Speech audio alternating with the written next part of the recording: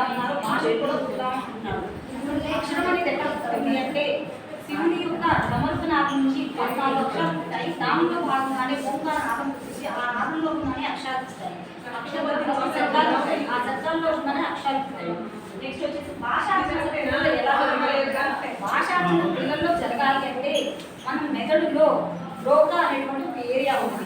ఆ ఏరియా వచ్చేసి సంధానం జరగడం వల్ల చిన్నపిల్లల్లో మనం చూపించినటువంటి విషయాలను వాళ్ళు ప్రతి రూపంలో గుర్తుపెట్టుకుంటారు. ఫస్ట్ ఆఫ్ ఆల్ మన పిల్లవాడికి ఏ అక్షరాలు చెప్పం, చూపిస్తాం. చూడగానే అమ్మ చూడగానే అమ్మని వాడికి తెలియదు, కానీ చూస్తాడు.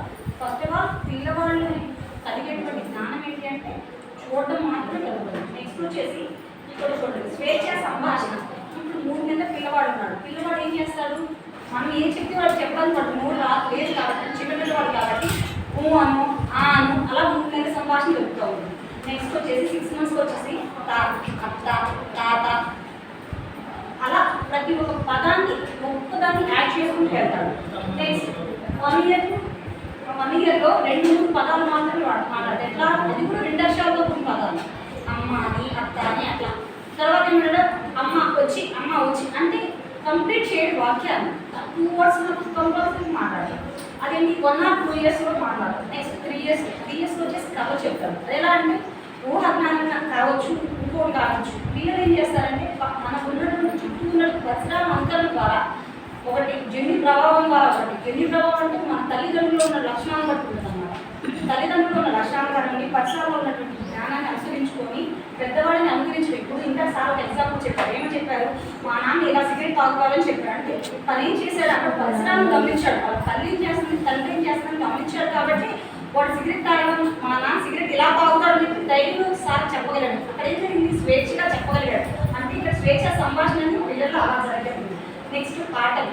ఇప్పుడు మా టీం మెంబర్ అయినటువంటి అంజన గారు ఆ పాటల గురించి ఒక పాట పాడతారండి. పిల్లలు అంగన్వాడీ పిల్లలు చాలా మంచి పిల్లలు. అంగన్వాడీ పిల్లలు చాలా మంచి పిల్లలు. పిల్లలు ఇప్పుడు మనం పాట పాడుతున్నామా?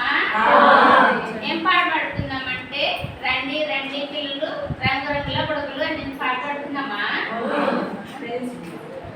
రండి రండి పిల్లలు రండి రండి పిల్లలు రండి రండి పిల్లలు రండి రండి పిల్లలు రంగు రంగుల బుడగలు రంగు రంగుల బుడగలు ఎరుపు ఎరుపు రండి రండి పిల్లలు రండి రండి పిల్లలు రంగు రంగుల బుడగలు రంగు రంగుల బుడగలు పసుపు పసుపు రండి రండి పిల్లలు రండి రండి పిల్లలు రంగు రంగుల బుడగలు రంగు రంగుల బుడగలు పచ్చ పచ్చ రండి రండి పిల్లలు రండి రండి పిల్లలు రంగు రంగుల బుడగలు రంగు రంగుల బుడగలు పర్పుల్ పర్పుల్ రండి రండి పిల్లలు రండి రండి పిల్లలు రంగు రంగుల బుడగలు రంగు రంగుల బుడగలు బులుగు బులుగు రండి రండి పిల్లలు రండి రండి పిల్లలు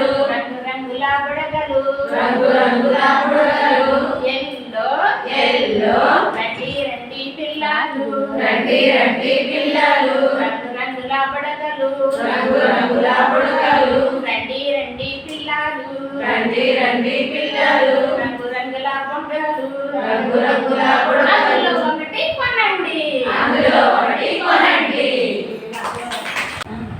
ఎలా వెళ్తుంది? ఇందులో ఎలా వెళ్తుంది? ఫాస్ట్గా వెళ్తుంది. సరే 2 years రాలేదు, పోటీ పెట్టుకున్నాను. పోటీ పెట్టుకుంటూ 2 వెళ్తా ఉన్నాయంట. అక్కడ పోటీ ప్రారంభం కాగానే ఇద్దరు పరిగెట్టడం మొదలుపెట్టారు. కానీ తాబేలు ఏం చేసింది, చాలా చిన్నగా మొదలుపెట్టింది. కుందేలు ఏం చేసింది, ఫాస్ట్గా వెళ్ళిపోయింది. ఎందుకు, నేను మీకంటే ముందుగా పరిగెట్టాలని గతంతో ముందుగా వెళ్ళిపోయింది. వెనక్కి తిరిగి చూసింది. వెనక్కి తిరిగి చూడగానే తాబేలు ఏం చేసిందంటే చాలా స్లోగా వస్తుంది.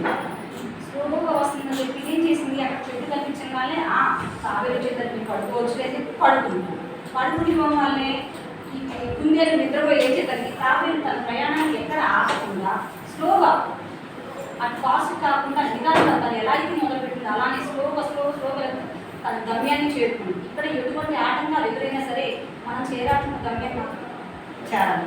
ఇది దీంట్లో పాయింట్ కంప్లీట్.